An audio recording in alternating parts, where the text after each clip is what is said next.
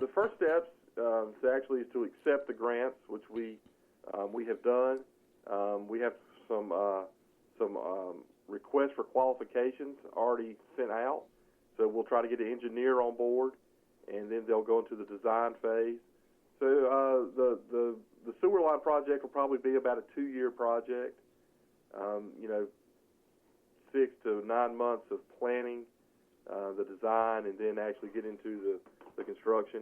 Mm-hmm. They're doing some really interesting things with sewer lines now. They're able to go in without digging up the old line and putting in a new one. They can actually go in and burst a line, so you send the new line through the old line. Wow.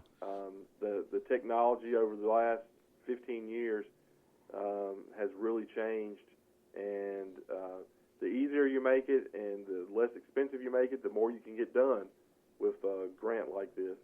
So we'll be getting the word out to the folks in that area, and it'll be a little disruptive, but it's for the greater good. Definitely glad that we were able to secure that Sure. grant. Yeah, good long-term planning for sure. Well, something we don't want to forget, and we don't want this to get lost in everything else that's going on in our crazy world, and that's the 2020 census. So give us an update on that. Where are we? Well, Mike, we have really been pushing out the census. We had that wonderful billboard on Freeway Drive, and we've just really been being proactive in trying to get our citizens to respond. Right now, as of this morning, we are at 50.7% in only 29 days, so that's great. I think the state is at almost at 50%. So we're over the state average, and I believe that the last time we did the census, that was, I think our total thing was a little over 65%. So we're doing really well on that. Great. It's been really hard on the census officials trying to get people out and doing training and all that. So we have to help any way we can because so many dollars depends on this. The federal government has $675 million in funding to give to local and state governments, and of course this helps with such projects like those CDBG projects we've been talking about. It helps businesses and industries look at that data when they're wanting to relocate or expand, and it also decides electoral districts and who represents us at the state and national level. So we need our Team Reidsville to fill it out and fill out those 2020 census forms. Yeah, well, 50.7% as of today. That sounds like we're off to a good start. And I did mine online, and it really is easy.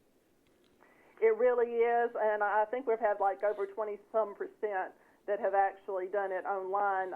Our Reidsville Parks and Recreation Department, I'll give a little plug for them if people want to go to their Facebook page. They're doing a census pet photo contest. So you take a photograph of your pet assisting you completing the census if you haven't done it already. Send the photographs into the Reidsville Parks and Recreation Department, and I think you'll be put in a group, and maybe you'll get a prize, which is including gift cards to our local restaurants. So again, you're helping our local restaurants by participating in that if you haven't already filled out your census. Oh, what a neat idea. Yeah, this is so important, and you mentioned those billions and billions of dollars, and that means so much when it comes right back home. So please, everyone, make sure you take care of that census. And we've got a little extra time on our hands now, so we can do that. No excuses. That is so true. You're at home, turn off the Hallmark channel or the news for a few minutes and fill that census out. Yeah, okay. All righty. We have covered a lot of ground here, and among the negatives, a lot of positives here, too, for Team Reidsville. Is there anything else we need to mention, Angela and Chris? I believe we've covered a lot of it. Of course, there's always more we could talk about, Mike, but we really appreciate being able to come on your show and talk to our citizens about what's going on in the city of Reidsville. Yeah, absolutely, and we are trying to be positive because there is a lot of great things going on in Reidsville. It may have slowed down a little, and we're complying because we need to, but we're going to be here. Everybody's going to be here, and it's going to be. It may not be exactly the same, but the new normal is going to be a good thing, and we want people to know that this is a stressful time. I know, Mike, you've probably had some stressful moments having to adapt. Angel, I know you have, and I have. Everybody has. Yeah. So we are in this together, and it's all right to be a little down and have those moments, but talk to somebody about it. I'm sure the people in your house are feeling it too, and there's people out there that are better listeners than others. Find them and talk about it, because it is stressful, but again, the end's out there. We don't know when, but it's coming. Yeah, you're exactly right. Yeah. Well, as you said, we're in this together, and we will get through this together. And I think a drive around town, around the city, and look at those murals is a good start. That'll help you feel better. Yeah. Okay. That's true. And we forgot to mention that you'll also, if you go through town, you'll see these "We will get through this together. We are Team Reidsville" banners that are all across town. We've got them at city facilities. Several of our businesses started it off in the downtown area, including our council member Teresa Scoble, I think, might have put the first one on her business. But those are just a reminder that we are all together in this.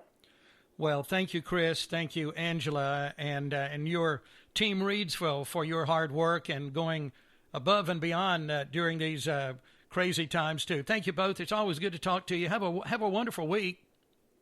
You too. All right, thanks a lot. Thank you. Bye-bye. Bye-bye. Our program with our folks from Reidsville there, Chris Phillips, Assistant City Manager and Finance Director, and Angela Stadler, City Clerk, Public Information Officer for the City of Reidsville. I wanted to mention our sponsors, and we alluded to the Reidsville Chamber of Commerce earlier. Diane Sawyer, the president of the Chamber, always busy, always doing great things, working even harder than ever now, her and the Chamber team. If you haven't been to their Facebook page, that is current on everything that's going on and what's being planned, looking down the road when we get past some of these difficult days right now. So please check out the Reidsville Chamber of Commerce Facebook page and the Reidsville Chamber of Commerce website as well.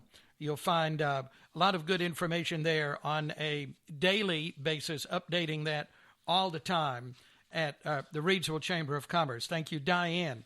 And I did talk to Sam Lindsay at Stadler Shoe Store in Penrose Mall right before we did our podcast here a little bit ago, and he is sending a message to all of his customers to stay safe. He misses you, and when he gets back open, hopefully on May 9th, that's the latest date we had from the governor, of course, using all of the guidelines to keep customers and employees safe.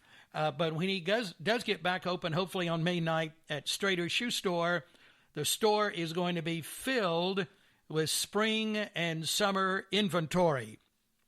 Sam is anxious to get back open for you with all of the new things he has in the way of footwear, and ladies, all of the spring and summer accessories and fashions and all of that you love so much there at Stadler Shoe Store in Penrose Mall. Now, there's a long-time business, lots of success stories with businesses, but Stadler's has been in business since 1932.